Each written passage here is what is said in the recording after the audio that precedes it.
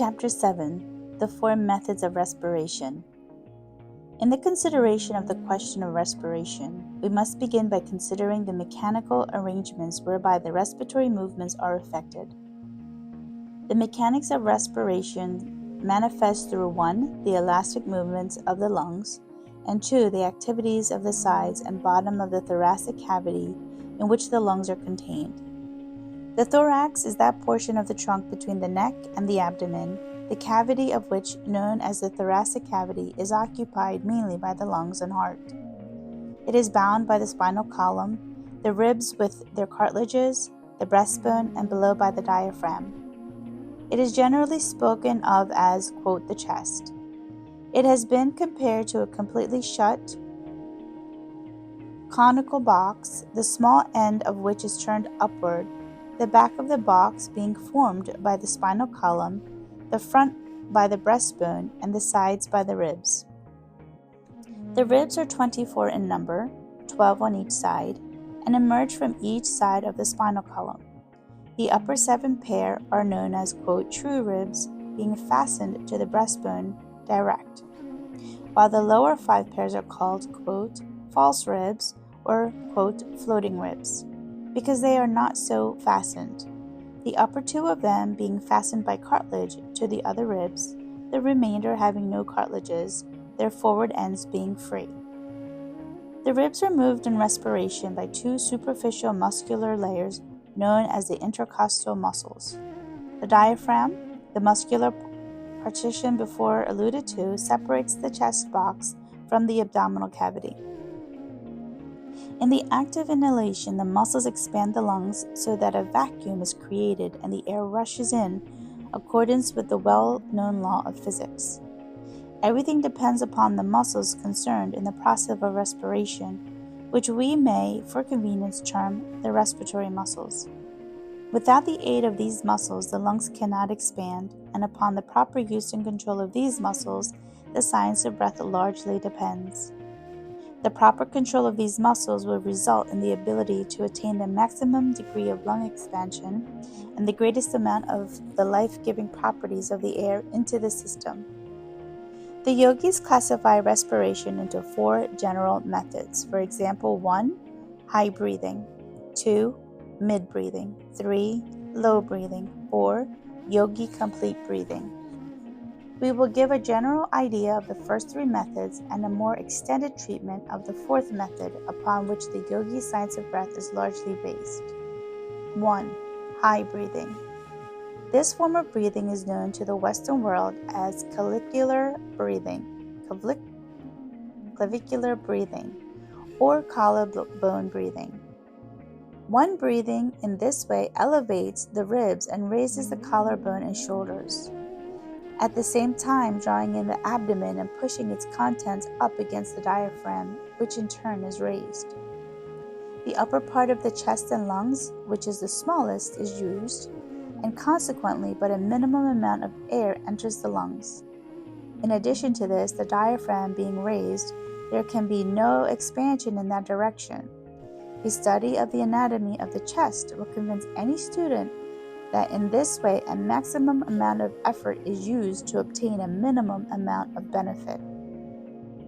High breathing is probably the worst form of breathing known to man and requires the greatest expenditure of energy with the smallest amount of benefit. It is an energy-wasting, poor returns plan. It is quite common among the Western races, many women being addicted to it, and even singers, clergymen, lawyers, and others who should know better, using it ignorantly. Many diseases of the vocal organs and organs of respiration may be directly traced to this barbarous method of breathing, and the straining of delicate organs caused by this method often results in the harsh, disagreeable voices heard on all sides. Many persons who breathe in this way become addicted to the disgusting practice of mouth breathing described in a preceding chapter. If the student has any doubts about what has been said regarding this form of breathing, let him try the experiment of expelling all the air from his lungs. Then, standing erect with hands at sides, let him raise the shoulders and collarbone and inhale. he will find that the amount of air inhaled is far below normal. Then let him inhale a full breath after dropping the shoulders and collarbone, and he will receive an object lesson in breathing, which he will be apt to remember much longer than he would any words, printed or spoken. 2. Mid-breathing. This method of respiration is known to Western students as rib breathing or intercostal breathing, and while less objectionable than high breathing, is far inferior to either low breathing or to the yogi complete breath. In mid-breathing, the diaphragm is pushed upward and the abdomen drawn in. The ribs are raised somewhat and the chest is partially expanded. It is quite common among men who have made no study of this subject. As there are two better methods known, we give it only passing notice, and that principally to call your attention to its shortcomings. 3. Low breathing. This form of respiration is far better than either of the two preceding forms, and of recent years many Western writers have extolled its merits and have exploited it under the names of, quote, abdominal breathing, deep breathing, diaphragmatic breathing, etc., etc., and much good has been accomplished by the attention of the public having been directed to this subject, and many having been induced to substitute it for the inferior and injurious methods above alluded to. Many systems of breathing have been built around low breathing, and students have paid high prices to learn the new systems, but, as we have said, much good has resulted, and after all, the students who paid high prices to learn revamped old systems undoubtedly got their money's worth if they were induced to discard the old methods of high breathing and low breathing. Although many Western authorities write and speak of this method as the best known form of breathing, the yogis know it to be but a part of a system which they have used for centuries and which they know as, quote, the complete breath. It must be admitted, however, that one must be acquainted with the principles of low breathing before he can grasp the idea of complete breathing. Let us again consider the diaphragm. What is it? We have seen that it is the great Partesian muscle, which separates the chest and its contents from the abdomen and its contents. When at rest, it presents a concave surface to the abdomen. That is, the diaphragm, as viewed from the abdomen, would seem like the sky as viewed from the earth, the interior of an arched surface. Consequently, the side of the diaphragm toward the chest organs is like a protruding, rounded surface, like a hill. When the diaphragm is brought into use, the hill formation is lowered, and the diaphragm presses upon the abdominal organs and forces out the abdomen. In low breathing, the lungs are given freer play than in the methods already mentioned, and consequently more air is inhaled. This fact has led the majority of Western writers to speak and write of low breathing, which they call abdominal breathing, as the highest and best method known to science. But the original yogi has long known for a better method, and some few Western writers have also recognized this fact. The trouble with all methods of breathing, other than yogi complete breathing, is that in none of these methods do the lungs become filled with air. At the best, only a portion of the lung space is filled, even in low breathing.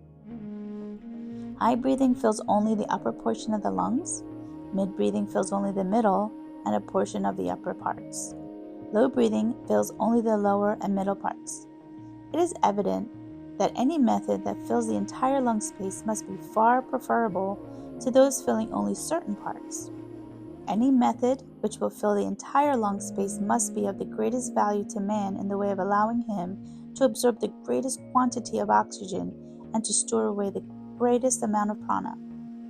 The complete breath is known to the yogis to be the best method of respiration known to science. The Yogi Complete Breath. Yogi Complete Breathing includes all the good points of high breathing, mid-breathing, and low breathing, with the objectionable features of each eliminated. It brings into play the entire respiratory apparatus, every part of the lungs, every air cell, every respiratory muscle. The entire respiratory organism responds to this method of breathing, and the maximum amount of benefit is derived from the minimum expenditure of energy. The chest cavity is increased to its normal limits in all directions, and every part of the machinery performs its natural work and functions. One of the most important features of this method of breathing is the fact that the respiratory muscles are fully called into play, whereas in the other forms of breathing, only a portion of these muscles are so used. In complete breathing, among other muscles, those controlling the ribs are actively used, which increases the space in which the lungs may expand and also gives the proper support to the organs when needed, nature availing herself of the perfection of the principle of leverage in this process. Certain muscles hold the lower ribs firmly in position, while other muscles bend them outward. Then again, in this method, the diaphragm is under perfect control and is able to perform its functions properly and in such manner as to yield the maximum degree of service.